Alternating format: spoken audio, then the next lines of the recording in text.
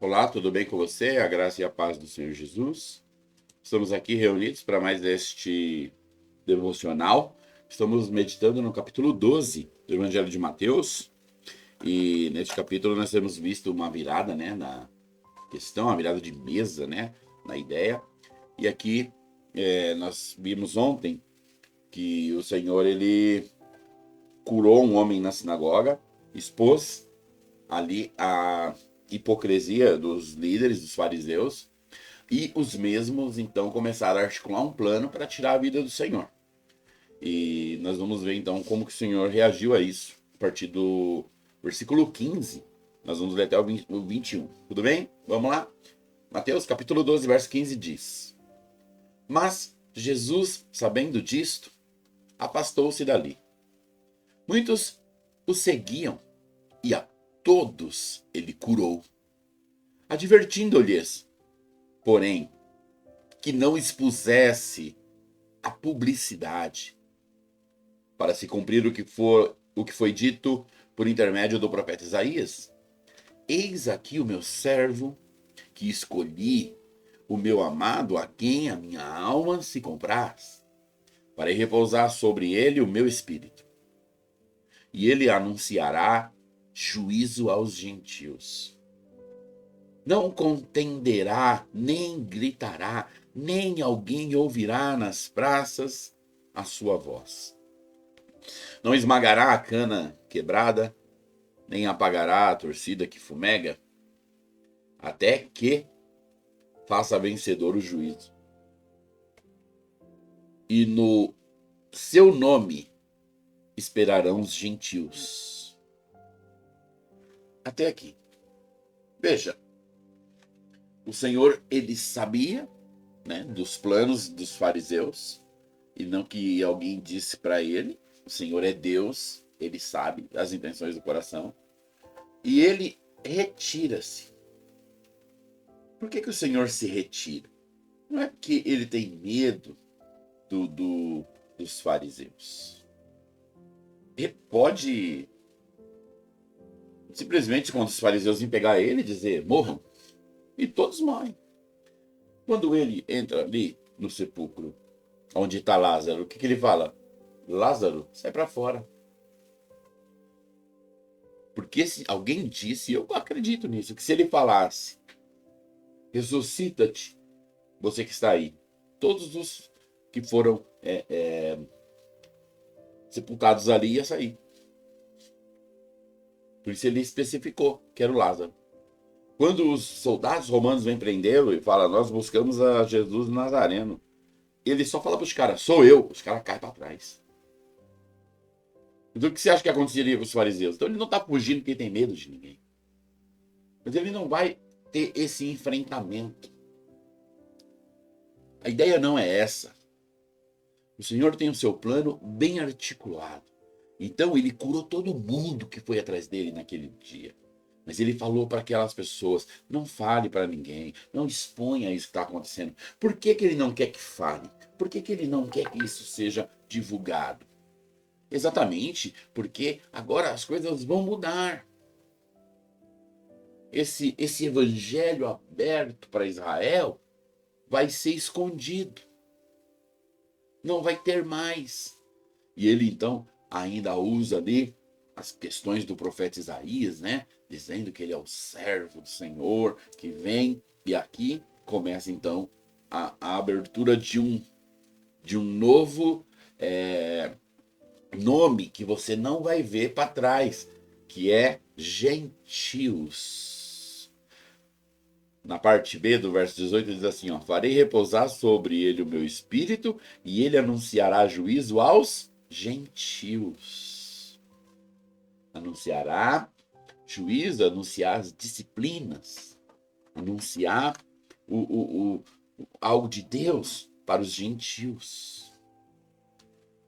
Não contenderá, não gritará, não, nem alguém ouvirá nas praças a sua voz. Ele não vai fazer estardalhaço. O Senhor não vai fazer gritaria.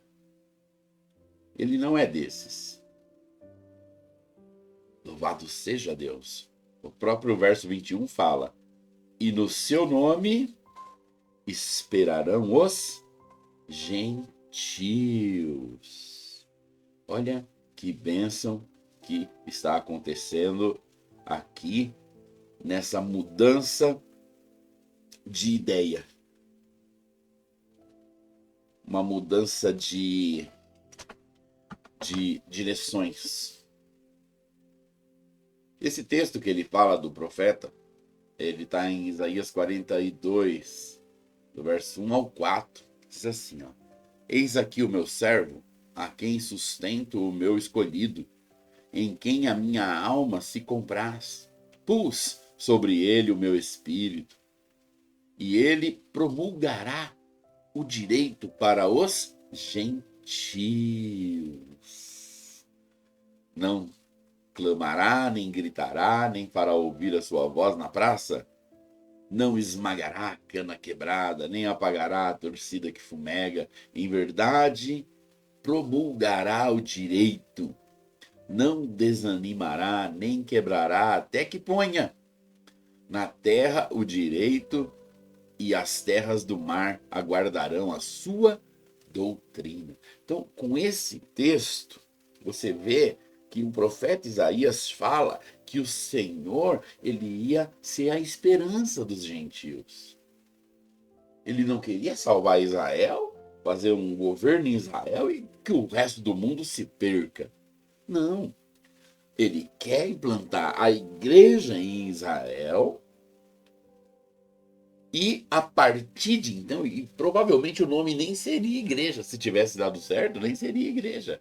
Ia ser os judeus mesmo, ia continuar os judeus mesmo.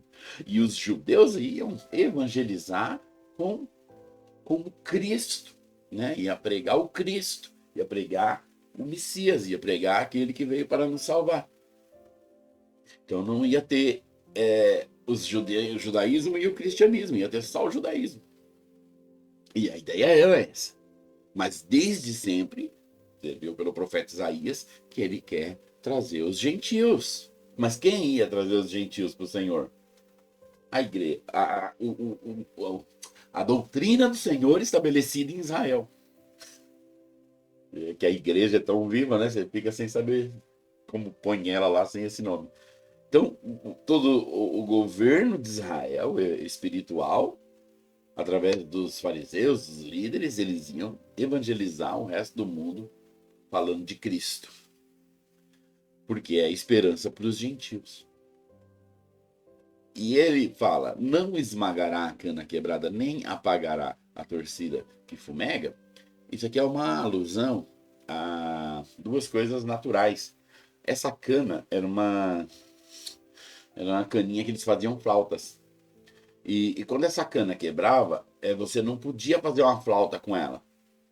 Então, para que você não pegasse ela por engano e fazesse a flauta, e quando eles fossem usar ela estava quebrada e ia ser um trabalho perdido, eles esmagavam ela. Então eles pisavam em cima, pisoteavam, esmagavam, para que todo mundo visse que aquela estava totalmente condenada, não tinha uso. E a torcida que fumega, né? Aqui tá a torcida que fumega, em algumas versões tá o pavio que fumega, mas dá na mesma, né? Era um pavio torcido. Então era pavio e era torcido. Então é quando você tem ali aquele pavio, né? Hoje a gente pode fazer essa alusão com a vela. Quando a vela tá chegando no fim, que fica aquele paviozinho ali só fazendo fumaceira e já não tem mais a parafina ali para gerar o fogo. Então ela já não ilumina mais, ela já não faz mais, ela está prestes a apagar. Aí o que você faz para não ficar aquela fumaça? Você vai lá e aperta com a mão e apaga. Então o que o Senhor quer dizer? Você já tem algo que está desprezado, você já tem algo que está quebrado, a cana já está quebrada, o pavio já perdeu seu fogo, está só fumegando. Então o que você faz? Está ruim, você vai lá e elimina de vez, esmaga a cana, apaga o pavio. E esses eram os gentios, que não eram tidos como pessoas para os judeus, eram tidos como cães. Eles queriam o mal dos gentios, eles queriam viver sozinhos no planeta. E nesse caso não era a vontade de Deus. Deus queria que, assim como os judeus fossem escolhidos e servissem a Deus, que todos os gentios também pudessem servir a Deus e fossem escolhidos. Mas é claro, sendo evangelizado pelos judeus. Mas os judeus não tinham essa cabeça. Por isso que o Senhor fala, eu não vou esmagar a cana quebrada. Os gentios estão quebrados, mas eu vou consertá-los. Eu não, não vou apagar o pavio que fumega. Eu não vou eliminar de vez a sua luz. Porque o Senhor pode restaurar a cana quebrada. Porque o Senhor pode restaurar o pavio. E nós, irmãos, nós aqui, ó, Brasil, ô Brasil. Nós somos os gentios. Nós somos a cana quebrada. Nós somos o pavio fumegante. E o Senhor não veio nos quebrar. Ele veio para nos restaurar. Aleluia.